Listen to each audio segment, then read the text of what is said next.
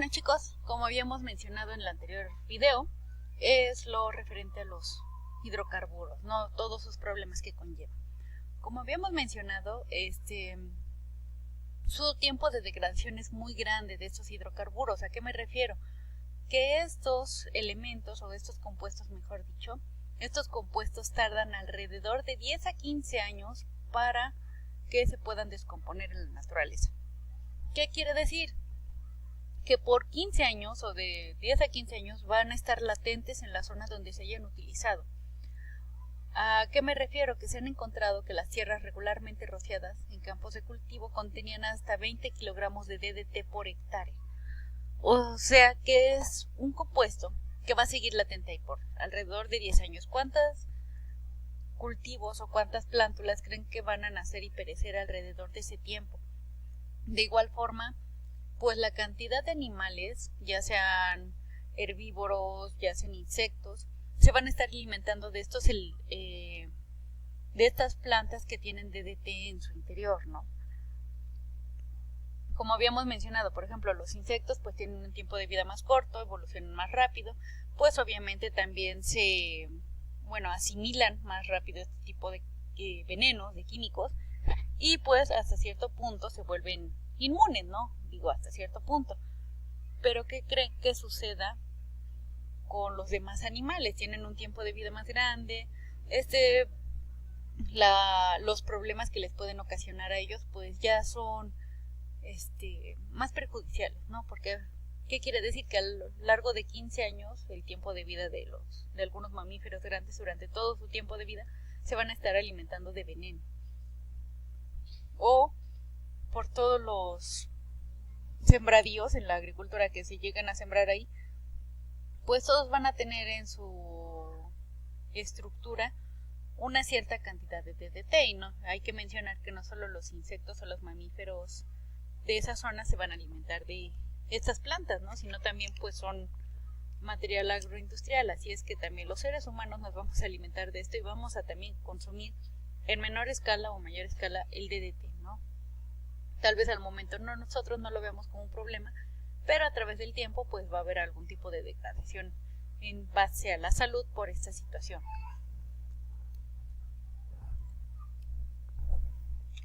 Así es que otro de los problemas de estos hidrocarburos, como habíamos mencionado, es que no son solubles en agua, como lo sería de forma ideal, ¿no? ¿Por qué? Porque si se pudieran poner, se ponen en los sembradíos, pero si fueran solubles al agua, pues podrían degradarse de una forma más rápida, pero estos son solubles en grasa.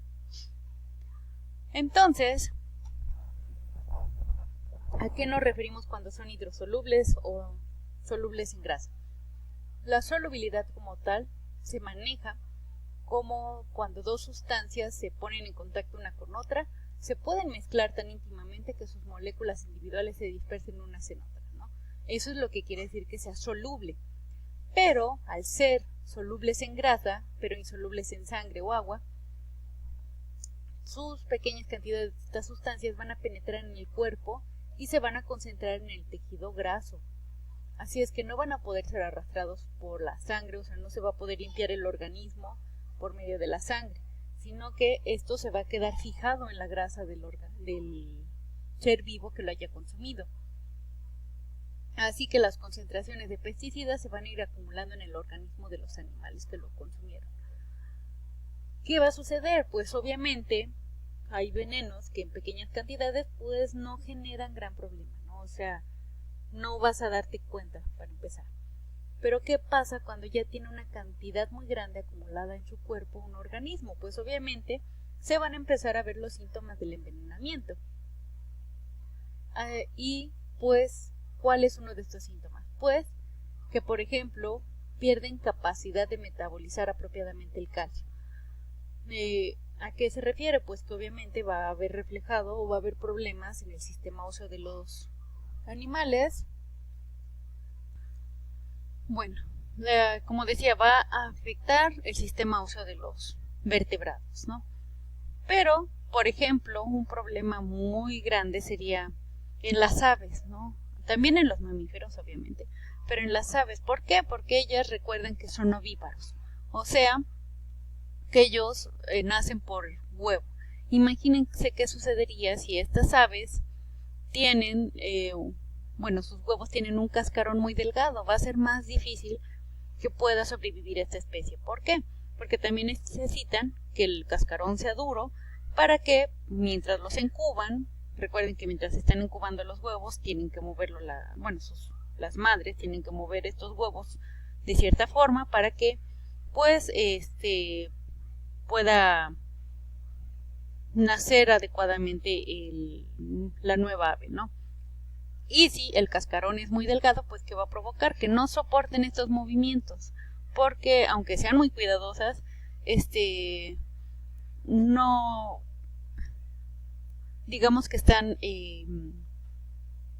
su instinto les maneja que va a tener cierta resistencia al cascarón de su huevo, y si por este tipo de químicos se adelgaza de más, pues entonces no van a lograr terminar su ciclo de crecimiento estas avecillas, y obviamente la producción, la población de las mismas va a descender exponencialmente, ¿no? Y esto pues puede provocar un gran problema en el ecosistema. Bueno, esto hablando de los hidrocarburos, ¿no? Pero recordemos que no es el único tipo de pesticidas, ¿no? O de solución, entre comillas, que se ha hecho para las plagas. Otra forma o otro elemento que se ha utilizado para el combate de plagas es, por ejemplo, el uso de pesticidas, como habíamos dicho. ¿Qué tienen los pesticidas? Tienen un tiempo de vida más corta, sí, como por ejemplo los fosfatos orgánicos. Estos se descomponen en la naturaleza en una escala de tiempo que se mide en días o semanas. El problema es que son también venenos y obviamente no son selectivos, ¿no? O sea, reiteramos, al no ser selectivos, pues todo ser vivo que los consuma se va a ver afectado, se va a ver envenenado.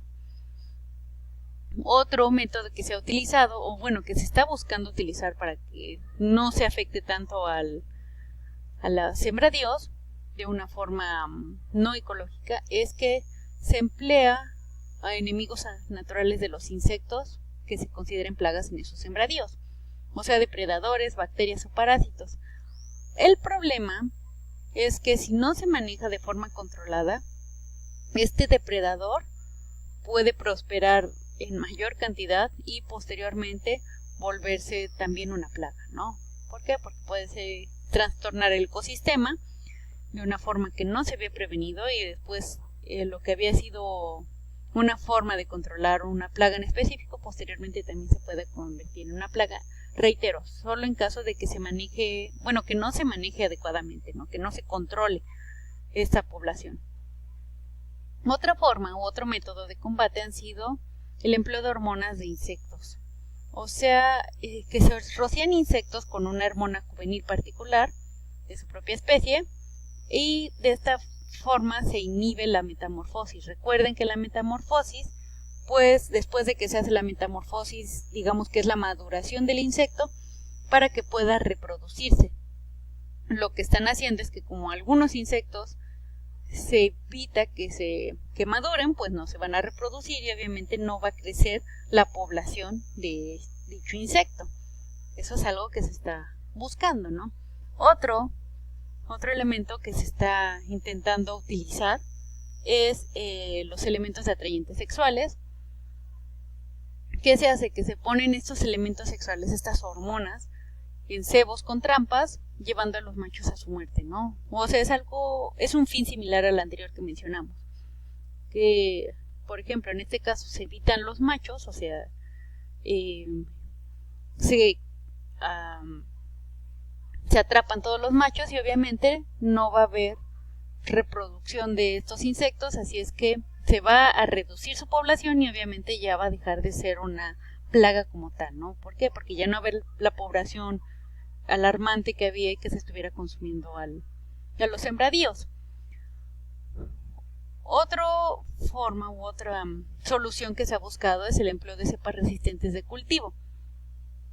O sea que los cultivadores están tratando de desarrollar especies que sinteticen su propio insecticida, por ejemplo una especie de alfalfa que resistente al gorgojo. O sea, se buscan entre los sembradíos algún tipo de semilla o plántula que sea más fuerte que otras, ¿no? Ante las plagas propias de ellos, ¿no?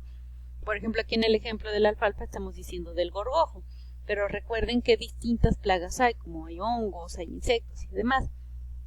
Recuerden que también las plantas pues van a evolucionar, así es que llegan a haber algunas que evolucionan de alguna forma, ya sea para hacerse más resistente o tener, por ejemplo, un sabor distinto para que su depredador para no ser de agrado para su depredador y ese tipo de cosas, ¿no? Así es que como las plantas evolucionan, también lo que llegan a hacer algunos científicos es que estas plantas que ven menos afectadas, las usan como base para desarrollar los cultivos en base a ellas y así evitar que se vean tan afectadas ante ciertas plagas los sembradíos, ¿no?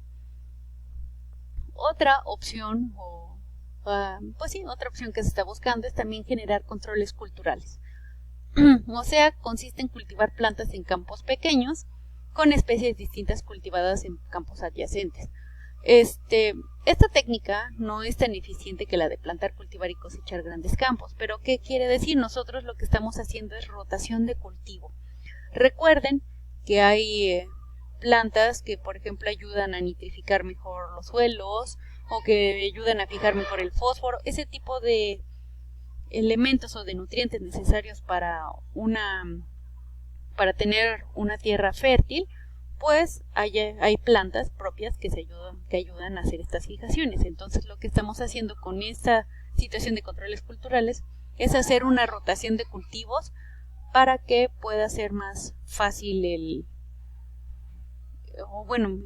evitar la desertificación, ¿no? Sí. Bueno, acá les pongo una imagen de cómo sería más o menos la rotación de cultivos, ¿no? Puede variar, sí pueden variar, pero acá es a grandes rasgos, para que vean más o menos a qué nos referimos con la situación cultural. Por ejemplo, las leguminosas son recuperadoras, las hortalizas de frutos son muy exigentes, así es que hay que irlas rotando, ¿no? Posteriormente, las hortalizas de hoja que son menos exigentes, las hortalizas de raíces y bulbos son poco exigentes.